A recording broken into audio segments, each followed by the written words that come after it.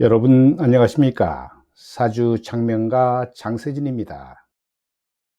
오늘의 편하게 듣는 영상은 원진 망신 장생에 대해서 말씀드리겠습니다.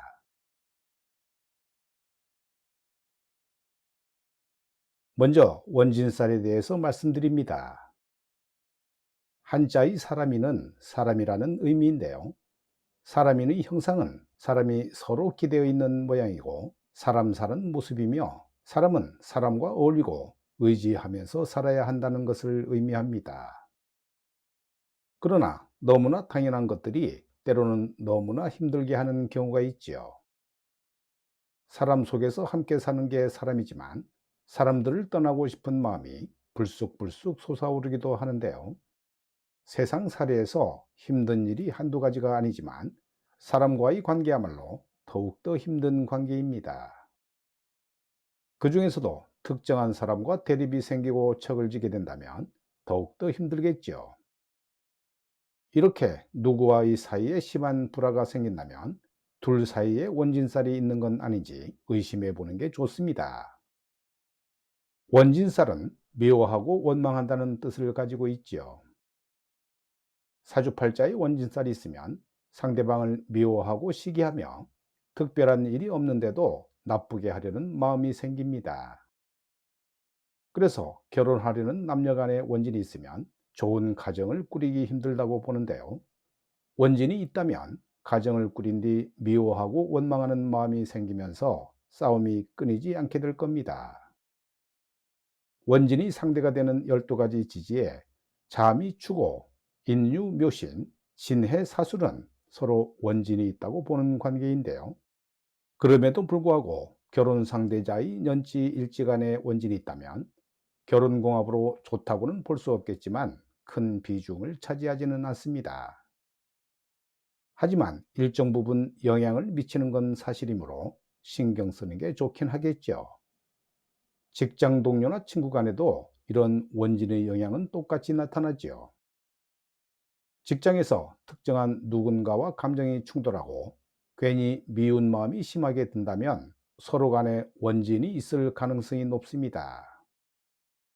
무슨 일을 하든지 서로를 의심하고 불평불만이 끊이지 않으며 결국은 감정이 부딪혀 충돌하는 일이 드물지 않다면 원진이 있는 것으로 보면 틀리지 않습니다. 상대방과 서로 원진이 있다면 항상 마음이 불편할 텐데요. 이럴 때 가장 좋은 방법은 남을 원망하는 마음을 없애는 것입니다. 직장 동료, 친구나 가족은 많은 시간을 함께 보내는 관계인데요. 특별한 마음으로 매일 지내야 한다면 지옥이 따로 없을 겁니다. 원진의 영향을 적게 받거나 안 받는 사람은 술에 술 탄 듯 물에 물 탄 듯 사는 사람이죠.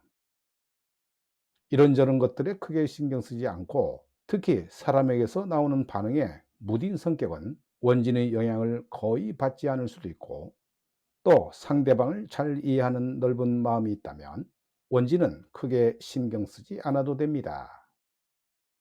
한 발 물러서고 마음을 쓰지 않으면 서로 간에 감정이 붉어지지 않기 때문이죠.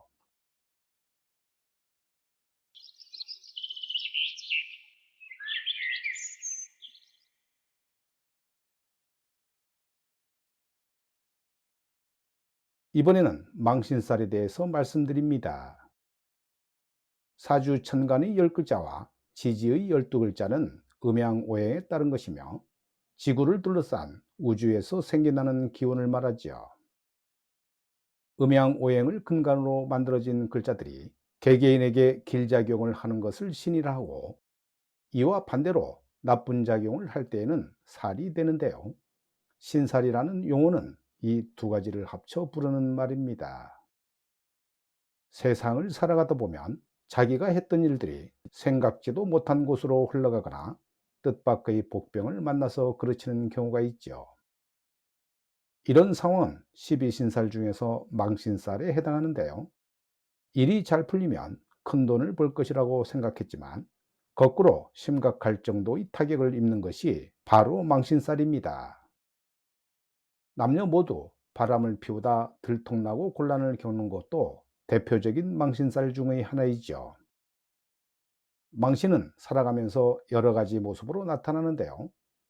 결혼을 약속했던 것이 갑자기 깨지는 것도 그렇고, 또 비리가 드러나는 것도 망신살이 됩니다. 일상적이고 상식적이지 않은 상황을 망신살이라고 보면 되는데요. 한 예로, 공직에서 간부로 있다가 언론을 통해 비리가 알려지는 사람들이 있죠. 청렴한 사람으로 알려져 있고 실력도 좋은 사람이라는 이미지가 퍼져 있는데 전혀 다른 모습이 드러나는 것입니다. 또 부동산 투기를 하거나 공금을 마음대로 써버리는 등 하지 말아야 할 일들이 밝혀지는 경우도 있고, 분수에 넘치는 일을 벌여 좋지 않은 결과를 보는 경우도 있는데요. 즉, 감당하지 못한 일을 벌이고 집안을 말아먹다시피 패가 망신하는 것이 망신살입니다. 사주에 망신살이 있거나 망신운이 들어온 사람은 무엇보다 자중자애하는 것이 중요하고 사주팔자에 관심을 기울여 볼 필요가 있죠. 지금 살고 있는 운이 망신살에 해당하는 시기인지, 잠시 만나는 풍파인지, 큰 문제 없이 벗어날 수 있는지, 사주를 보고 나쁜 운세가 언제 발현되는지를 살피면서 미리 조심을 한다면 큰 충격을 피할 수 있습니다. 시간 있을 때 상담을 하고 틈틈이 대비하는 준비 자세가 중요하죠. 개인의 상황에 따라 본인의 사주와 조상 음덕을 상세히 살펴보면 방법론에서도 어렵지 않게 알 수 있는데요. 마음을 담은 기도를 올리면 나쁜 운세에 처했다 하더라도 크게 두렵지 않을 겁니다.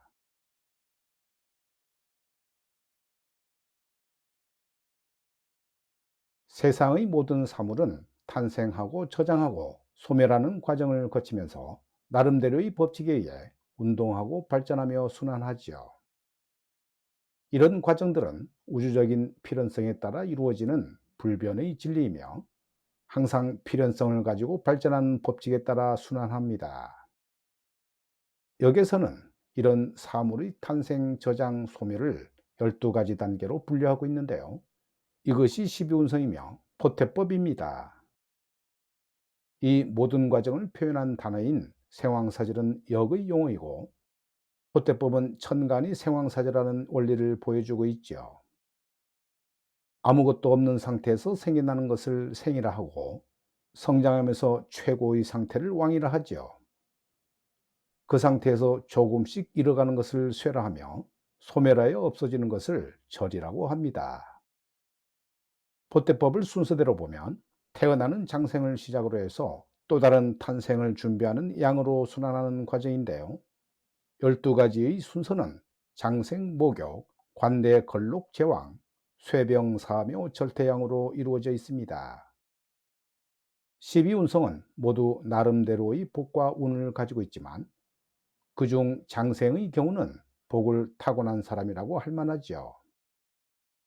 머리가 총명하고 성격은 명랑하면서 꾸준한 발전을 이루고 온순하고 정의감이 있는 데다 운의 힘이 뻗어나갑니다. 이런 사주에도 뜻하지 않은 위험은 있죠. 노력을 하지 않고 사주가 좋아서 복이 넝쿨째 들어오리라고 여기는데요. 그러나 복을 주는 기운이 그렇게 넋을 놓고 있는 사람에게는 붙어 있을 리가 없습니다. 뒤늦게 복이 나갔음을 알고 상담을 신청하는 사람들이 제법 되는데요. 이렇게 가득한 복을 지키고 유지하는 건 사주나 우주의 일이 아니라 사람의 일입니다. 사람의 일에는 나름대로의 노력이 수반되는데요. 자기 복을 당연시하면 사라져버리지만 기도를 올리고 갈구하면 좋은 운세가 더욱더 힘을 얻게 됩니다. 달아나는 운세를 내 것으로 하려면 고마움을 표시하는 기도를 올리면 향상심이 일고 행동에 도움이 되는데요. 그럴 때마다 주어진 복이 더 큰 복으로 커나가는 것을 볼 수 있고, 마음과 기도가 합해져 온전한 복이 이루어지는 것입니다. 오늘은 여기까지 말씀드리겠습니다. 여러분 대단히 감사합니다.